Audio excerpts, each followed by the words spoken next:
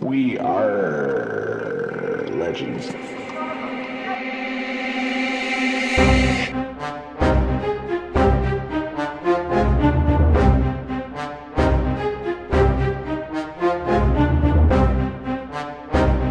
Welcome to We RRR Legends, the unofficial podcast for DC Legends Mobile. I am Slowbeast, and with me as always is Hatemael. We have a lot to talk about today, so let's get right into it. Breaking news. Alright, so some exciting news. We got the PvP scoring system is live and working, hopefully as intended. Also, we have the new community manager, WB Stanner. Welcome, Stanner. I've noticed he or she has been very active on the new message boards already and already made an appearance on Reddit, so that's a good sign to come, hopefully. Yeah, hopefully we can get some more information out of them. I feel like that's, of everything this game has had, the communication is probably the weakest problem, the thing that people get most upset about. Yeah, because a lot of the problems, we'd be a lot more forgiving if we knew, hey, they're aware of the problem, they're working on it. This is a rough timetable of some way, shape, or form. Right. Yeah, I think communication is probably huge in that area. Hopefully we can expect new things, good things to come in that aspect of the game. Yeah, early indications are at least good, so we'll see. Yep. The Christmas specials, there was a lot of really good Christmas specials, good sales, obviously ending with Wonder Woman, Princess of, what is it? Hate? The MRSA. Okay. For 1 energy. Yeah, that was a great one. I wish I didn't have her already enough shards to be Legendary 5, but obviously I'm getting to a point where I can't be that picky anymore on those types of things. Yeah, I don't think you get to complain about sales. Yeah, but other than that, there was some good sales throughout the 12 days. Some of the sales not as good, but for the most part, I think they did a good job of kind of catering to the community and giving us some stuff that we really helped us out, I felt like. Yeah, there was quite a few good sales. The one with granted it had Huntress in it, which I wasn't happy about, but it had Batgirl and who was the third person? Oh, Hawk Girl? No, it was Batgirl, Huntress, it was Birds of Prey. Yeah. Oh, and Black Canary. Oh, was it Black Canary? You're right, it was Black Canary. Which Black Canary, at least the shards weren't wasted, but I really wanted to take Batgirl up, so I ended up getting one of those to take her to Legendary 3. Nice. I think we're going to hear some more about that in the future. Yeah, I'm just started playtesting Batgirl, so it was a little early to do some information on it. You'll see some video of her. She's fast becoming a character I really like. We'll talk about her in future episodes quite heavily. All right, so we did have, as we indicated earlier, the new community manager has dropped some pretty big news. The character reworks for next month are going to be Shazam and Black Adam. Yeah, what they talked about in the overviews, Shazam sounds pretty neat. They plan to still keep him a taunter. He's going to have stamina up. He's going to have overhealing. He's going to have damage immunity as part of his kit. He looks, from what they're saying, he's going to have a counterattack with turn meter up when allies take damage. And then it sounds like his basic or one of his abilities are going to also going to stun targets. So pretty heavy rework, but it sounds quite good. I'm excited to see what they do with him. I invested in Shazam a long time ago. I remember that. In him. I only have him Legendary 1, but he's mostly geared. I haven't taken him to 11 yet, but now I'm going to be doing that very soon. And I don't have to invest in rings at least, which is the most expensive part. So I'm excited for his rework. That'd be interesting. And then Black Adam, they didn't release a whole lot of information. One of the disappointing parts was that now I doubt Lobo's getting reworked. But it sounds like Black Adam's going to be yet another Deathstroke Lobo potential counter, because it says he increases his damage when enemies have lower health. So as you knock them down, and also when enemies die. And then it says damage immunity in his kit when he defeats someone as well. So it sounds like every time you kill Baby Lobo or Deathstroke, he's going to buff up as well. So if you have maybe a combo between characters, a bleeder and him, something along those lines, sounds like it'd be a good counter to the existing Deathstroke meta that has started to return. Yep, so we have some bugs to talk about. Ew, bugs everywhere! Yeah, they fixed Red Hood, which we kind of expected, where he no longer stops people from reviving completely, which is fine. We kind of expected that. He still does what he needs to do in blocking Deathstroke. Problem is that there's bugs where he's not blocking Deathstroke. All hail Deathstroke. And one of the things that we've all noticed is that when Baby Lobo dies, if he doesn't have heal immunity, he'll res. Deathstroke doesn't gain his buffs, which he's not supposed to, but then the second time he dies, Deathstroke gains buffs equivalent to Baby Lobo dying 7 times. And if you have a Lobo on your team, your Lobo will taunt suddenly a gazillion times. So all kinds of weird. We've noticed that even with heal immunity up, sometimes Grundy will revive and then give Deathstroke 7 times buffs. I've had some weird things happen. I had one match where it was a super low team. I got used to putting them on auto with Red Hood, and I look back and all of a sudden my whole team's dead. I'm like, what the heck happened? So I put it on auto again and I noticed my whole team's dying because Deathstroke is getting an insane amount of buffs from this little wimpy team. Right. So they, one of the things is they really, I can't understand, one, why they're releasing these updates right before the weekend. So then the entire weekend we have these bugs. And then two, if they're doing any playtesting, I'd be surprised by, but if they are, they're not doing very much. Why they don't have some kind of test server, or, I mean, there's people like us in the community that would happily test some of this stuff and report the bugs. Hopefully with this new community manager, maybe some of that communication goes out faster and things get fixed faster, but these last several updates for quite some time have been bug fests. It's starting to get a little frustrating. Yeah, I hadn't seen the Deathstroke bugs yet, but I have seen some other bugs, and I've had a few times where I've won a PvP match and it just sits at the screen and never loads my rewards. So I think other people have been having that problem as well. Yeah, it's really bad with resers, and especially if you have Red Hood, it happens to me like 50% of the time if I have Red Hood as the leader. Yeah, so that's really disappointing that we're having so many bugs, but hopefully they, like you said, the new community manager will get out there and start giving us some information on when we can expect some fixes. And also just report back to the developers that we're seeing these bugs so rampant. Yeah. So, Reitling pointed out the combat targeting changes. Basically, this was dropped with the PvP changes and went live today. Targeting at combat has been updated to make taunting and invisibility more consistent and valuable. Invisible heroes cannot be counterattacked, and random attacks will no longer target invisible heroes. Also, random attacks will always target a hero that is taunting. Have you noticed this in your PvP? I don't think I was paying attention to it. This has been an unusually busy week for me at work, so I hadn't, I'd played PvP, but I was kind of muscling through it, trying to learn some of the characters for our in-depth analysis, so I didn't really notice this initially, but now I started paying attention to it after seeing Reitling post this in Discord. It just kind of went under the radar for me. But this is a big deal for a lot of characters. I was playing with Mirror Master, which he'll be in our in-depth character analysis, and I was noticing that he seemed a lot better than when I'd faced him in the past, so I think some of this had come into play. Also, I haven't played Superman as a leader in a long time, but this suddenly makes his value significantly higher. Yeah, I actually had noticed this. I didn't realize that it had taken effect, and I was doing some PvP once checking out the new tiered PvP system for rewards, and I did notice the targeting had changed, and that the random attacks and triggered attacks from the other team were only attacking my taunters, and I was only attacking the taunter on their team. So I did happen to notice it, but I didn't realize that it was I just thought it was a random event. But now that I know it's on purpose, that does change things, and I can see how that would make certain characters more valuable. Of course, it's going to make Harley Quinn even more potent than she already is. But Absolutely. That's exactly who I was thinking of.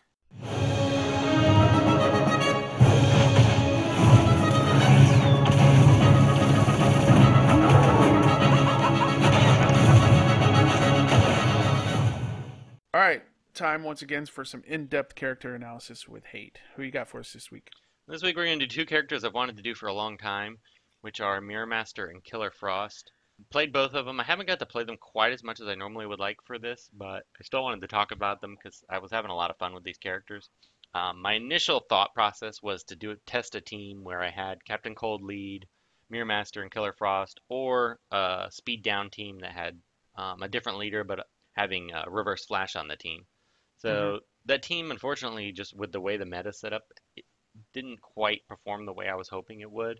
I think it will when you don't have the weird bugs with the baby Lobos and things like that. I think once things go back to normal, because I faced that team in the past, and it is such a brutal team to face.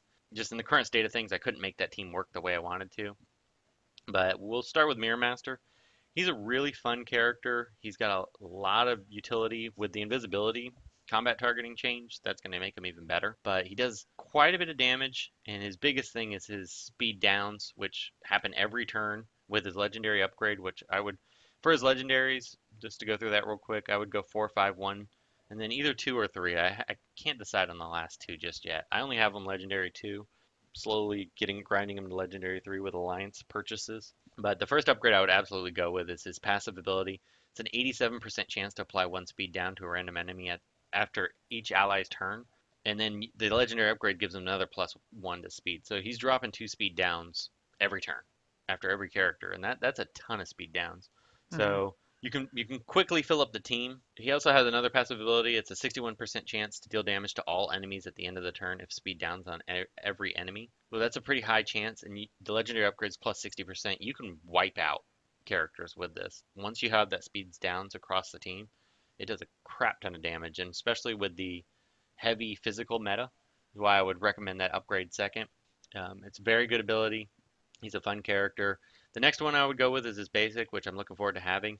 It's damage to an enemy, 60% chance to gain ability, but the legendary upgrade makes it special damage. So it does a lot more damage to the character. Right now, it packs a pretty decent punch, but I think once you can turn it into special damage, it also has a better play with intelligence up characters. There's a lot of different things you can do with that. And then the last 2 are the also in gain invisibility. I don't tend to cast that too often in the match, but I think if you're gaining invisibility, that allows some of his other abilities to do better, and it helps keep him alive a little bit longer. The last one's just -1 cooldown on his apply for agility and the speed downs and the negative turn meter, which you're going to use usually early in the match. Usually it's your opening move most of the time. So having that up more frequently might be more useful than the gain invisibility. I haven't really decided yet. Well, let me ask you, with the change to the targeting system, do you think the invisibility is going to be more important now that you're prioritizing? Yeah, and that was one of the things I was thinking about. His basic has a 60% chance to give him invisibility already, so I'm not sure if you want to waste the turn casting apply invisibility and a 34% shield to an ally. I mean, that can be useful on certain characters, but you normally want to put that shield on a taunter, but you don't want them to turn invisible. It kind of would defeat the purpose at that point. Right.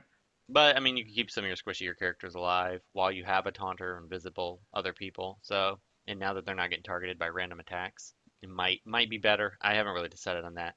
He works well on a lot of different teams, surprisingly. I like pairing him, of course, with Killer Frost so that you can add the speed downs. He pairs well with Reverse Flash. He pairs well with Captain Cold. Pairs well with Suicide Squad Deadshot, which I do not have geared out yet with the speed downs on that team. So there's a lot of different matchups that work well with him. He's a pretty good character overall. Like I said, he can hit pretty hard. What I like too is that when you're fighting, for example, like a Deathstroke team, and you'll see this in some of the videos, is once you down to 1 or 2 characters, that means the entire enemy team has speed down. So every time he uses basic, he casts his AoE, and you'll see in some matches where he'll do like 30, 40,000 damage with it, and it will just kill everything. Wow. So he's an interesting character. I mean, he's not super powerful, but he's good overall. Okay.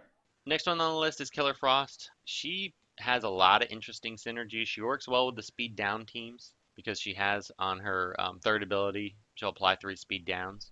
Where she really shines, though, is on the stun teams. There was a team I was running that you're going to see a lot of video of that has Hal Jordan, Green Lantern lead, Killer Frost, Wonder Woman, Hawkgirl. Another one I had was Wonder Woman lead, Catwoman, Killer Frost, and Hawkgirl.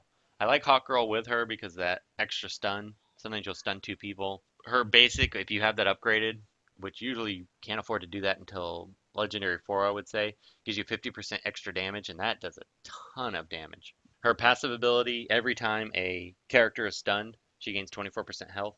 And then she can also, if you do the legendary upgrade, she'll gain 4 intelligence ups. And it decreases the cooldown time of your stun, so you can just constantly stun lock characters. The downside to her, she is a little slow. So, a lot of times the matches are, too far along before you can use a lot of her abilities. And she doesn't have a ton of life, but she can take a few hits, so she's not too bad with that. Overall, good character. Lots of interesting synergies. There's a lot of different stunners in the game now, so she kind of fits into a lot of those. So definitely has a place on a lot of teams, and it's a fun, neat-looking character to mess around with. Yeah, I've always thought she was an interesting looking character, and I've been meaning to try to upgrade her, but I only have her at Legendary 1, so that makes it a little more difficult. Definitely she's going to have to upgrade her and give her a shot. Yeah, no. Like I said, she with stun teams or speed down teams, those are where she shines. I mean, she can work well on her own, but you really don't. She isn't as good by herself. You really need that pairing to make her worth taking over other characters. All right. Well, we mentioned it earlier. Let's talk about the PvP star system. Now that it's live, the range of stars that you can get. I've been doing some PvP and checking it out. Have you checked it out? Yeah, I didn't get to play it long. Obviously, this dropped about 2 hours before we started recording this. So, but I kind of looked through it. I was looking at my leaderboard and how it works, and unfortunately, I'm a little disappointed. I had high hopes for this really changing up the PvP leaderboard, but it really is just the same system in different wrapping. What I see on my board, the majority of them are 3 to 6, where I can earn 1 extra point.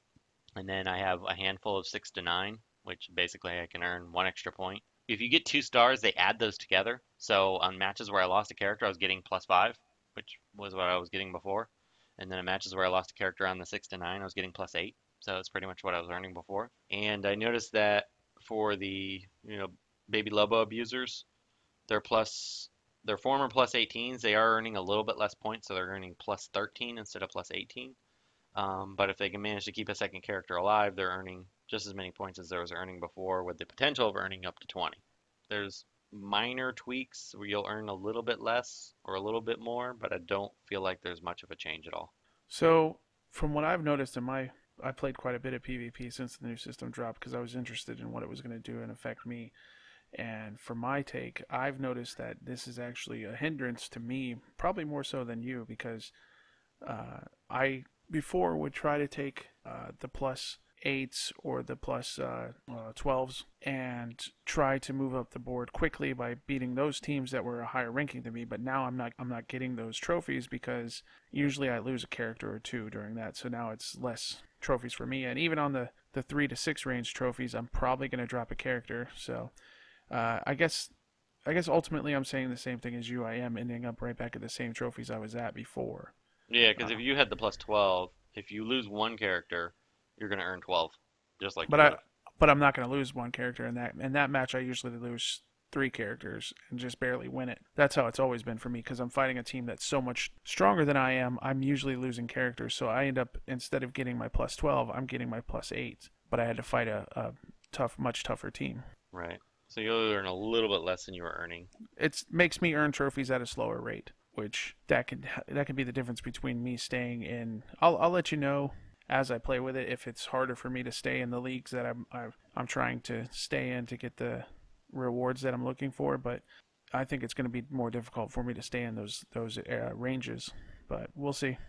Yeah, I don't see any change for me personally, but if it does change, the rest of the grouping, maybe I'll see a change indirectly. Right. All those players that were up in your group that shouldn't have been there may fall out. Right. Well, we'd be able to give a good assessment on our next podcast, but unfortunately, I'm going to be traveling for the holidays, and Slow is going to be working through the holiday, so we're going to pre-record our next episode. So the one after that, we'll give a new a retake on this.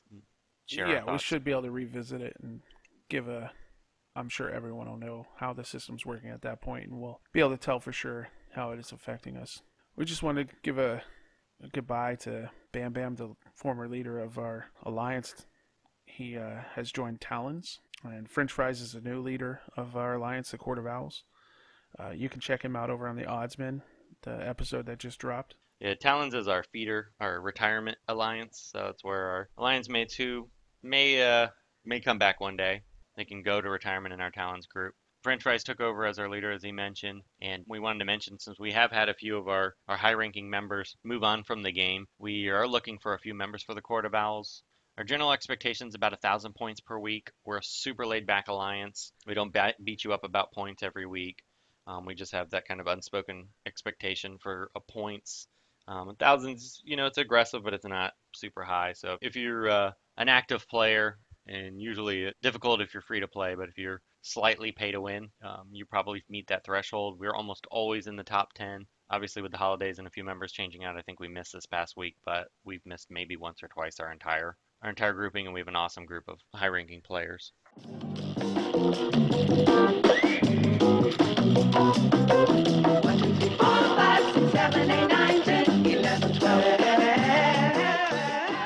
Time for the PvP tier listing, and this group is called Characters You Want to Get Around to Eventually. Not bad characters, but only work in certain specific situations. More fun than highly effective. Yeah, this group is, they're good characters. They fit on certain teams, but they're not one you're saying, oh, I need to add this character to this team because it's suddenly going to make this team much better. Unless it has a synergy with another character or you have a specific reason to bring this character.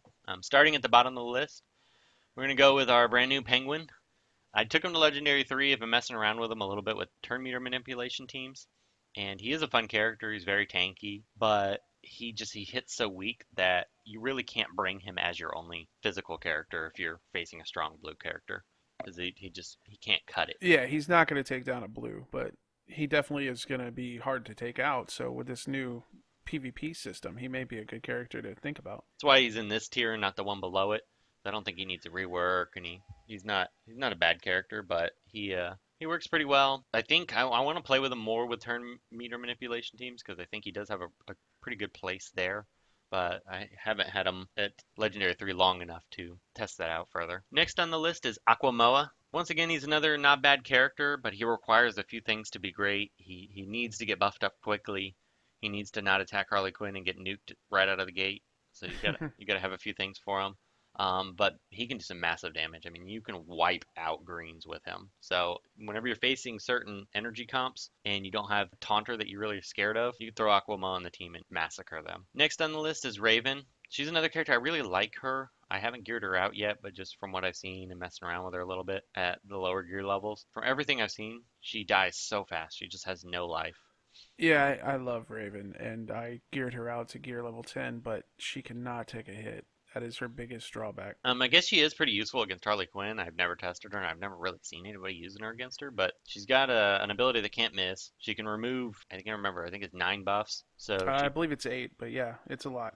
So she could wipe out all Harley's taunt and all her evasions right out of the gate. Her leadership used to be somewhat useful, but now that you're not really scared of crits as much, she's a character that could just use a little tweak, and she would be great.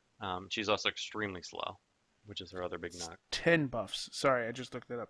Okay, so maybe she's a little better than I'm giving her credit for. She's a character I've kind of had in the back of my mind that I want to gear out and level up, but yeah, maybe at gear 11 she'll be a little better, but I know at gear 10 she's just so squishy. She does a lot of damage, and that buff removal is great, but that's rough whenever she gets hit once and she basically is dead. Yeah, and we'll have a few videos of slow throwing her on a team to die quickly. Sure. Hippolyta is next on our list. She's one, I've only ever faced her once at gear 11. I actually just took her to level 70 and was going to start gearing her, and I ran out of time because I wanted to test her with some call assist teams with Batgirl. She is pretty tanky, and she's got the big assist, she's got the strength ups, so she's got a lot of kit, but once again, she's a mystic that can die fairly quickly, and she doesn't bring a ton to the team. So maybe she's another one that deserves to be a little bit higher, but I definitely need to play with her more, and I haven't seen a lot of other people talking about how good she is in any way, shape, or form, or seen her much, so she's one that you probably get around to eventually. Another character on the list is Poison Ivy. I know a lot of people probably would rank her a lot higher. She does seem to be much improved at gear 11. Her AI is too dumb, though. I haven't geared her out myself, so I haven't really got to play with her, but when I face her, she's always so dumb that I can't merit her being a higher character, but in the hands of a human controller, she probably is a pretty good character, and she's one that I'm probably going to gear out sooner than later just because I want to mess around with some of those weird comps and copy buffs and all those things. And next on the list is Firestorm. He hits hard when he's buffed up, extremely hard.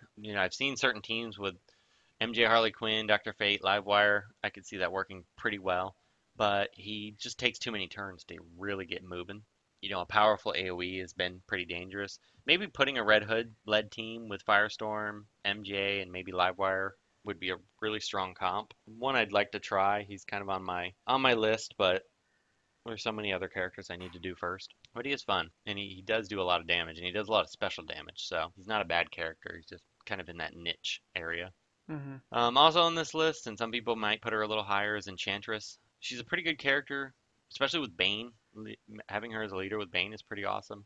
She's one of my MVPs for red alerts. Anytime I see a energy heavy team, I throw her on as leader and get all those overheals. But by herself, outside of a team that's specifically designed around her, she dies too fast. She doesn't do enough healing or enough damage to be a strong mystic. You can't even take out energy characters fast enough with her. So she's one of those ones I wouldn't rush to gear out. And next on the list, the mighty has fallen with the Flash. He used to be one of the best characters. He's still a good character, especially if you can get enough of his speed ups going. But Reverse Flash is just so much better than he is. There's no reason to take him over Reverse Flash. He just needs just a little bit more, and I think he'd be a great character. I've seen him be pretty good. I had one match when Flash was the Alliance mission reward. My MJ Harley Quinn got hit by his red vortex, took almost a dead, and then the next turn he did his auto attack and ignored her evasion again. Which that's what happens when the AI is controlling, especially if they're much higher level than you. Good character, not bad, especially if you're a starter player and you have a lot of access to flash shards. He's worth gearing out mildly. I wouldn't go crazy, but he does really well, especially in PvE because he attacks so often. In some of the events, you can stack up his maximum amount of speed ups. Next on the list was Captain Cold. I was tempted to put him a little bit lower, and he's probably one of the weakest ones of the top group if I were to keep him a little higher. But he's still a good character. He does good damage. He has a lot of utility. He's a little too slow. His basic is great against physicals, but against mystics or energy characters, it's kind of on the weak side. His AoE does good damage, but you only use that once per match, and it does remove buffs, which is nice. As leader, he has some fun things you can do with counterattacks. But overall, he's a character that you're not going to put him on your team unless you're building a team around his leadership or around his utility. So he's not a character I would recommend gearing out early. He's another character that's kind of an add-on, kind of a niche, neat character. Next on the list is Medphyll. He's a pretty good character. I was tempted to put him a little bit higher. His basic does good damage. Having that 2-turn damage immunity is fantastic. And then the strength downs can neuter a character. Oh, yeah. So he has some good synergies. As leader, he's got this turn meter up, which is pretty good. But he's just outclassed by so many of the other characters that I couldn't justify putting him higher. He's a character I do want to take up sooner than later as well. And I've been saying that about pretty much every character, which is fairly true. Good character, serves a lot of purposes. You could definitely make a good team with him. That's why he's higher on this list than some of the other ones. I was tempted to put him in that next tier up, but he didn't quite make the cut. And next one on here, and I went back and forth. I copied and pasted her back and forth from the list up in this list is Star Sapphire. She's got a really strong basic, and if they would have left her AoE to proc the buff immunity, debuff immunity, what is it? Buff immunity. Yeah, it's 20% chance to apply buff immunity to each enemy. Yeah. Before it would cast on everybody. And if they had kept her that way, I wish they would have, because that actually made her, she's slow and weak. So I didn't think it made her overpowered at all by having that, but it made her, an upper echelon character. But without that, it still procs a lot. You still see it. Well, her first ability is special damage. She's not that weak. No, I'm talking about taking hits. Oh, yeah, She dies really fast. She takes a hit. She can't take a hit at all. That's true. She's got a good heal. I wish that heal did overhealing. And I think if they adjusted that would make her a little bit more useful. But her basic does a crap ton of damage to energy characters. And her AoE does a good amount of damage. It does the strength downs, but the strength downs don't last long. I think it's only one turn. So can't really rely on that as a strong suit. I used to try to put her with Emerald Archer. And she does have some mends if you get her legendaries up high enough. But she's just a little bit lacking. Otherwise, she'd be one of those stronger characters. Yeah. And that's it for this list. On our Christmas special, we're going to talk about all the rest of the list. Yep. All right. And once again, we'd like to say thank you to our patrons, Richard, JP, Joe, and TJ. And we're going to have a special Q&A episode that we're going to drop in a few days. It's our first Q&A episode for our patrons, and we're just going to make it available to everybody so that you guys can get a taste of what will be available, part of what's available to our patrons. Yeah, we'll release this to the patrons first. It'll be available 3 days after that for everyone else. And we'll probably drop it to YouTube as well, just so that audience can see it. But we typically won't have video with that episode. All right, that's it. Do you like the show? Consider becoming a patron and get a special show each month, our special Q&A episode. It's only $1 to have access to this. Check it out at patreon.com, We RRR Legends. Thanks for listening.